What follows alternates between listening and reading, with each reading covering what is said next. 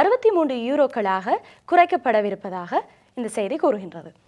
மாதம் 5786 யூரோக்கள் வருமானம் பெறும் 3 குழந்தைகள் கொண்ட குடும்பமும் இதுவரை பெற்று வந்த 289 யூரோக்கள் குடும்ப உதவித் தொகையை 144 யூரோக்களாக குறைக்கப்பட உள்ளதாக கூறியுள்ளார்கள். அதேவேளையில் குழந்தை பிறப்பு ஊக்கத்தொகை என்று கூறுவார்கள், அதையும் கூட குறைப்பதாகவும் குழந்தை வளர்ப்பு உதவித்தொகையையும் குறைக்கப் போவதாகவும் அந்த செய்தியில் அந்த அறிக்கை வந்திருக்கின்றது. இது பிரான்ஸ் குறித்த இன்னொரு செய்தி. அதை தொடர்ந்து நாங்கள் இன்னொரு செய்தியை தரலாம் என்று யோசிக்கிறோம். பிரான்சினுடைய அரச மாளிகையான எலிசே என்பது ஃபேஸ்புக் மூலம் செய்திருக்கிற விளம்பரம் குறித்த ஒரு செய்தி வந்திருக்கிறது. பிரெஞ்சினுடைய அரச மாளிகையின் பெயரில் இயங்கும் எலிசே எனும் ஃபேஸ்புக் பக்கம் ஒன்று ஃப்ரெண்ட்சுபா என்று சொல்லப்படுகின்ற ஃப்ரெண்ட்சுபா ஒலந்தினுடைய வளர்ச்சி திட்டங்களை விளம்பர வடிவிலே வெளியிட்டிருக்கிறது குறித்த ஒரு செய்தி வந்திருக்கிறது. இந்த விளம்பரத்தில் ஃப்ரெண்ட்சுபா ஒலந்தினுடைய படத்தோடு அவருடைய தேடுதல் வாக்குறுதிகளும் பதியவிடப்பட்டுள்ளன என்பது குறித்த செய்திகள் முக்கியத்துவம் பெறுகிறது. இந்த விளம்பரத்தில் தங்களுடைய கருத்துக்களை பிரெஞ்சு மக்கள் பதிந்திருந்தாலும் எல்லா கருத்துகளும் ஒலந்துக்கு எதிராகவே உள்ளது என்பது குறித்தும் லே ஃபிகாரோ என்ற பத்திரிகை தன்னுடைய செய்தியிலே சுட்டிக்காட்டி இருக்கின்றவை இங்கு குறிப்பிடத்தக்கது. ஆகவே இப்போ ஃபேஸ்புக் பக்கம் எல்லோருக்கும் ஒரு விளம்பரம் கொடுக்கக்கூடிய ஒரு மிக முக்கியமான ஒரு விடயமாக இருக்கிறது. எல்லோராலும் பார்க்கப்படுகிறது. மூலை முடுக்கெங்கும் ஃபேஸ்புக் வந்திருக்கிறது. அந்த அடிப்படையில் பிரெஞ்சினுடைய அரச மாளிகை கூட தனக்கென்று பொதுவாக ஒரு பக்கத்தை திறந்திருக்கிறதா, தேர்தல் வாக்குறுதிகள் அதிலே பதிவிடப்பட்டிருப்பதாக கூட செய்திகள் வந்திருக்கிறது. உண்மையில் ஃபேஸ்புக் பக்கத்தை யாரும் ஆரம்பித்துக் கொள்ளலாம் என்றாலும் கூட இப்படியான ஒரு நம்பிக்கை தரக்கூடிய நிறுவனத்தின் ஊடாக ஒரு தனிப்பட்ட நபர் ஆரம்பிக்கலாமா என்ற ஒரு கேள்வியும் வந்திருக்கிறது. இது லே ஃபிகாரோ வெளியிட்டிருக்கின்ற ஒரு மிக முக்கியமான செய்தி. அதனைத் தொடர்ந்து பிரான்ஸ் நாட்டு செய்திகள் உங்களுக்காக வழங்கியிருந்தோம். அடுத்ததாக சுவிஸ் செய்திகளை பார்க்க இருக்கின்றோம். மாலியின் போர் பயிற்சிக்கு உதவும் சுவிஸ் என்று ஒரு செய்தி. ஐரோப்பிய ஒன்றியம் மாலி இராணுவத்துக்கு பயிற்சி அளிக்க சுவிஸ் இராணுவத்தின் உதவியை நாடிய பொழுது சுவிஸ் வெளியுறவுத்துறை அமைச்சர் பாதுகாப்புத்துறை அமைச்சரிடம் கலந்தாலோசித்து பின்னர் உதவுவதாக கூறியுள்ளார். இது குறித்து வெளியுறவுத்துறை அமைச்சர் போக் ஹல்டர் ஊடகத்திற்கு அளித்த பேட்டியில் மாலியின் தலைநகரான பமாகோஷ் முகாமிட்டுள்ள ஐரோப்பிய ஒன்றிய இராணுவ பயிற்சியில் சுவிஸ் வீரர்களும் இனி கலந்து கொண்டு மாலி வீரர்களுக்கு பயிற்சி அளிப்பர் என தெரிவித்துள்ளார்கள். மேலும் சர்வதேச மனிதநேய சட்டத்தை மதிக்கும் சுவிஸ் வீரர்கள் இந்த பயிற்சியின் பொழுது துப்பாக்கிகள் எடுத்துச் செல்ல மாட்டார்கள் என்றும் மற்றும் இராணுவ ஆயுத பயிற்சி அளிக்க மாட்டார்கள் என்றும் குறிப்பிட்டுள்ளார்கள். சுவிட்சர்லாந்தில் இருந்து 500 வீரர்கள் மாலிக்கு வர வேண்டும் என இந்த குழு எதிர்பார்க்கின்றது என்ற அந்த செய்தி. ஒரு செய்தியை பார்த்துக் கொள்ளலாம். சுவிட்சர்லாந்தில் பாரிய சுரங்கம் குடியும் நிறுவனமாக இருக்கின்ற ஸ்டெட்ரா என்ற நிறுவனம் பிரபல மூலப்பொருள் பரிமாற்று நிறுவனமாக இருக்கின்ற கிளென்கோ என்றும் ஏப்ரல் 16ஆம் தேதி ஒரே கூரையின் கீழ் ஒன்றிணையக்கூடிய தம்முடைய முடிவை சீன வர்த்தக அமைச்சின் அனுமதியை எதிர்பார்த்து மே மாதம் 2ஆம் தேதி வரை பிற்படப்பட்டிருக்கிறார்கள் என்ற விடயம் செய்தியாக வந்திருக்கிறது. சீன அமைச்சோடு கிளென்கோ மேற்கொண்ட பேச்சுவார்த்தையில் ஏப்ரல் மாதம் 16ஆம் தேதிக்கு முன்னர் இந்த முடிவு எட்டப்படாது என்றும் அந்த நிறுவனம் நம்புவதாக கூட தற்போது பேச்சுவார்த்தையின் இறுதிக்கட்டத்தை நெருங்கிவிட்டதாகவும் தெரிவிக்கப்படுகிறது. இந்த இணைவின் மூலம் இந்த நிறுவனம் உலகின் பிரபல மூலப்பொருள் பரிமாற்றும் நிறுவனங்களோடு போட்டியில் இறங்கும் என்று எதிர்பார்க்கப்படுகிறது. இவைதான் இன்றைய நாள் வந்திருக்கின்ற நாங்கள் பொதுவாக தெரிந்தெடுத்த செய்திகளாக உங்களுக்கு தந்திருக்கிறோம். ஐரோப்பிய வனப்பகுதிகளில் தொடர்ச்சியாக வருகின்ற பல்வேறு மாற்றங்களையும் நீங்கள் எதிர்பார்க்க காத்திருக்கிறீர்கள். தொடர்ச்சியாக கலையகத்தினுடைய மாற்றம், அது மட்டுமல்லாமல் தொழில்நுட்ப மேம்பாடுகளை நீங்கள் நிகழ்ச்சிகளின் வாயிலாக அவதானித்துக் கொள்ள முடியும் என்ற விடயத்தையும் நாங்கள் ஞாபகமூட்டுகிறோம். சில வேளைகளில் வருகின்ற மாற்றங்களில் ஏதாவது தடங்கள் ஏற்பட்டால் நிச்சயமாக நீங்கள் அதை ஏற்றுக்கொள்வீர்கள் என்ற நம்பிக்கையும் எங்களுக்கு இருக்கிறது. நிச்சயமாக புது பொலிவுடன் அந்த நம்பிக்கையை தர முடியும். புது பொலிவுடன் உங்கள் அனைவரையும் வந்து சேர இருக்கின்றோம். நாங்கள் உங்களுக்கு ஞாபகமூட்டி வருகின்ற மாற்றங்களோடு சில தடங்கல்கள் ஏற்பட்டால் நீங்கள் அதை முற்றுமுழுதாக ஏற்றுக்கொண்டு பொறுத்தருள வேண்டும் என்று நான் கேட்டுக்கொண்டு நிகழ்ச்சியினுடைய அடுத்த பகுதிக்குள் நாங்கள் உங்களை அழைத்துச் செல்ல காத்திருக்கிறோம். போவதற்கு முன்பு ஒரு சிறிய இடைவேளை எடுத்துக்கொண்டு மீண்டும் சந்திப்போம்.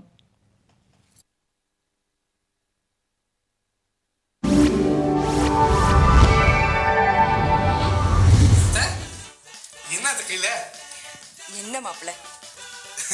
அதான் என்ன கையில? அதான் என்ன மாப்பிள? என்ன கையில? அதான் என்ன மாப்பிள? பா, யாப்பா இவங்க? உன்னை பார்க்க தானே வந்திருக்காங்க. என்ன பார்க்க வந்திருக்காங்களா? அப்பா டேய், உங்க வீடு எங்கன்னு கேட்டாங்க. சரி, நீங்க கொண்டு வந்து விட்டுருக்கிறேன். இந்தாம்மா. என்னம்மா அது? விளக்கண்ணம்மா. இத வயித்துல தடவிக்கிட்டா வயிறெல்லாம் குளுக்குளுன்னு இருக்கும், சூடு குறையும். ஓ அப்படியா? ஜெகன், ஏய், இப்ப எதுக்கு அவரை கூப்பிடுற? இந்த விளக்கண்ணை நான் தடவி விட மாட்டேனா? தடவி விடுறதுக்கு இல்லம்மா, தடவிக்க போறதே அவன்தான்.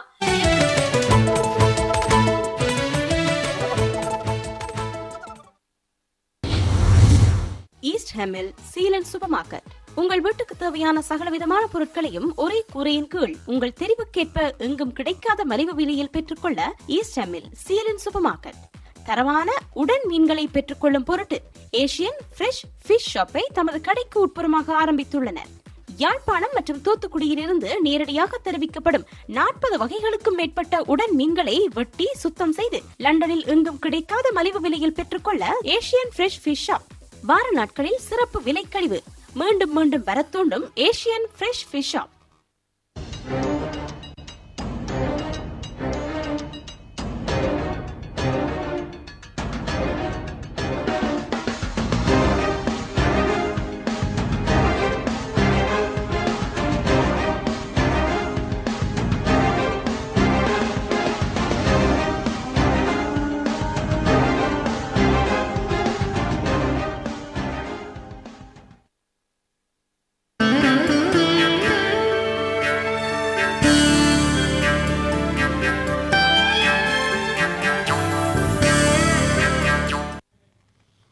வணக்கம். ஐரோப்பா நிகழ்ச்சியின் வாயிலாக உங்களை மீண்டும் சந்திக்கிறோம். அடுத்த பகுதி என்ன? வலிமையாக வருகின்ற பகுதி. இன்றைய நாளுக்குரிய பல்வேறு சிறப்பான விடயங்களை சொல்கின்ற, வரலாற்றை புரட்டி பார்க்கின்ற, அது மட்டுமல்லாமல் ஏற்கனவே பல்வேறு விடயங்கள் எங்களுடைய முன்னோடியான இந்த உலகத்திற்கு ஒரு அடித்தளமாக இருந்திருக்கிறது.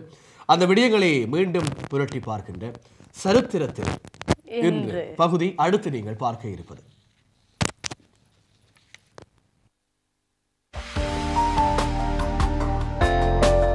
இன்று ஏப்ரல் மாதம் 3ஆம் திகதி. இன்றைய நாளில் சரித்திரத்தில் என்னென்ன விடயங்கள் இடம்பெற்றிருக்கின்றன என்பதனை இப்பொழுது பார்ப்போம். 1917ஆம் ஆண்டு வெளிநாட்டில் தஞ்சமடைந்திருந்த விளாடிமிர் லெனின் ரஷ்யா திரும்பினார். இவர் ஒரு ரஷ்ய புரட்சியாளரும் போல்செவிக் கட்சியின் தலைவரும் மற்றும் சோவியத் ஒன்றியத்தின் முதல் அதிபருமாவார். பிற்காலத்தில் மார்க்சியம் லெனினியம் என்று விரிவுபடுத்தப்பட்ட லெனினியம் என்ற கோட்பாட்டின் நிறுவனரும் இவரே ஆவார். இதேபோன்று 1922ஆம் ஆண்டு ஜோசப் ஸ்டாலின் சோவியத் ஒன்றிய பொதுவுடைமை கட்சியின் முதற் பொதுச் செயலாளரானார்.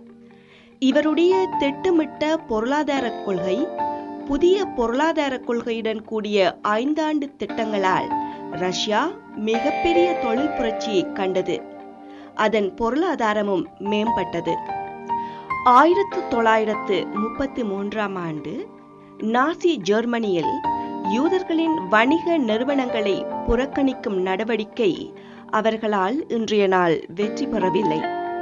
1948ஆம் ஆண்டு தென்கொரியாவில் ஜேயு என்ற இடத்தில் மனித உரிமை மீறல் மற்றும் உள்நாட்டு போர் ஆரம்பித்தது.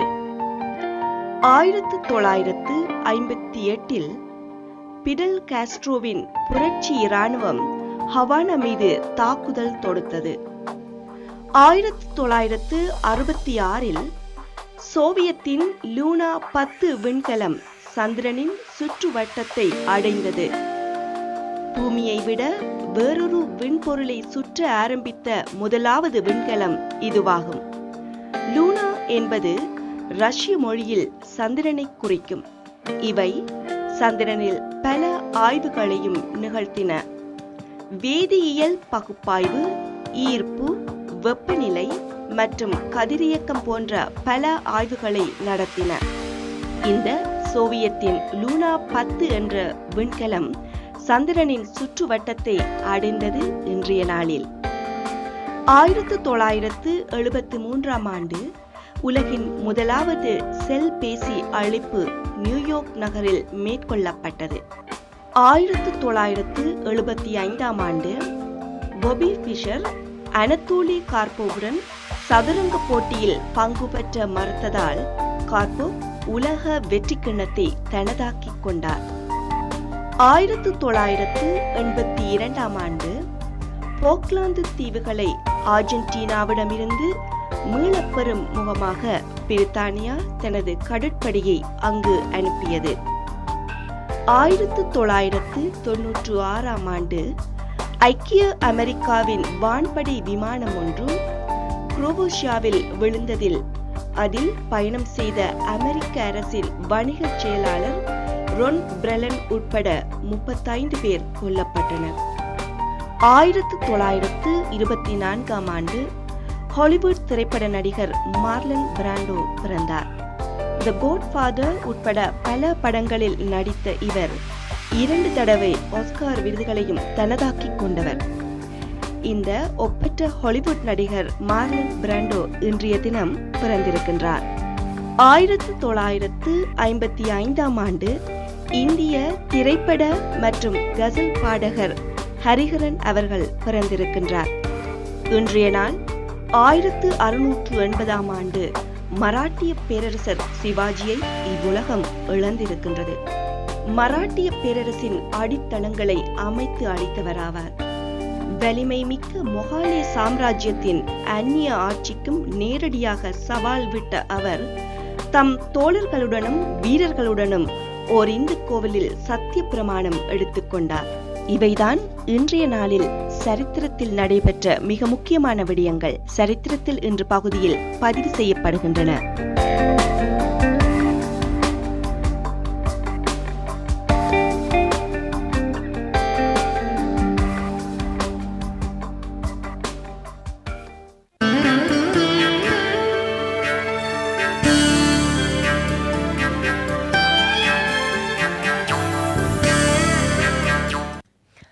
அவை இன்றைய நாள் நடைபெற்ற பல முக்கியமான விடயங்களை இன்று பார்த்தோம். சரி, வணக்கம் ஐரோப்பா நிகழ்ச்சியில் வளமையாக வருகின்ற விடயமாக இருந்தாலும் கூட அந்த விடயத்தில் பல விஷயங்கள் இன்று நடந்திருக்கிறதை நீங்கள் பார்த்திருப்பீர்கள். மிக முக்கியமாக பல பேரரசுகள் வாழ்ந்த காலங்கள் இன்றைய நாளிலே நிறைவு பெற்றிருக்கிறது. இப்படியான சிறப்புகள் இன்றைய நாள் ஏப்ரல் மாதம் 3ஆம் தேதிக்கு இருக்கிறது என்பதை இன்றைய நாளில் நாங்கள் சரித்திரத்தில் இந்த பகுதியிலே உங்களுக்கு சுட்டிக்காட்டியிருக்கிறோம். அடுத்து நாங்கள் பார்க்க இருக்கின்ற இன்னும் ஒரு பகுதி, இன்னும் ஒரு வித்தியாசமான பகுதி, உங்களுக்கு சுவாரஸ்யத்தை இருக்கின்ற இன்னும் ஒரு பகுதிக்குள் உங்களை அழைத்துக் கொண்டு போக இருக்கிறோம். ஆனால் காத்திருங்கள், ஒரு சிறிய இடைவேளையை எடுத்துக்கொண்டு மீண்டும் சந்திப்போம். எப்படியான வைத்தியரை நாடுவீர்கள்? தோல்வியாதியா? நீங்கள் தொடர்பு கொள்ளும் வைத்தியர் தேவைப்பட்டால் உங்கள் குடும்ப வைத்தியருடன் தொடர்பு கொள்வாரா? மகப்பேறு இன்மையா? வைத்தியர் லண்டனில் நிரந்தரமாக இருப்பவரா? பாலியல் குறைபாடுகளா? எப்படியான மருந்துகளை பயன்படுத்துவீர்கள்? உங்கள் வைத்திய ஆலோசனைகளுக்கும் மருத்துவ தேவைகளுக்கும் மூலிகை வைத்திய சங்க அதிகாரம் பெற்று கடந்த 10 வருடத்திற்கு மேலாக லண்டனில் சேவையாற்றி வரும் அஞ்சலா ஜெகநாதனை நாடுங்கள். கனடா, ஐரோப்பா, ஆஸ்திரேலியா வாழ் மக்கள் தொலைபேசியூடாகவும் வைத்திய ஆலோசனைகளை பெற்றுக்கொள்ளலாம். ஹெர்பல் மசாஜ், ஹெர்பல் தெரப்பி மற்றும் அனைத்து வித வலிகளுக்கும் நோய்களுக்கும் மூலிகை மூலம் குணப்படுத்துவதற்கான வைத்திய ஆலோசனைகளையும் பெற்றுக்கொள்ள இன்றைய விஜயம் செய்யுங்கள். ஹெர்பல் நேச்சுரலின் நேச்சுரல் ஹெல்த் சென்டர், கிரைடன்.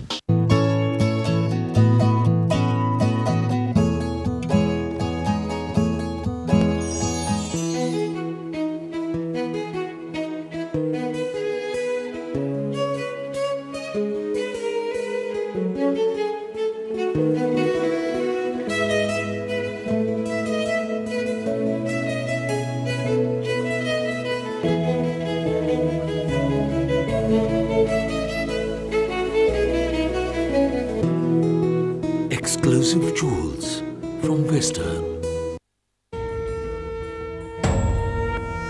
அதிஷ்டயோகம் லக்ஷ்மி கடாட்சம் இரண்டும் இருக்கு லக்ஷ்மி சிலை. ஈஸ்டர்ன் லக்ஷ்மி ஜுவல்லர்ஸோட ஒவ்வொரு நகையிலையும் லக்ஷ்மி தேவி வாசம் செய்றா. லக்ஷ்மியை வீட்டுக்கு அழைத்து போங்க, குபேரன் வருவான் பாருங்க.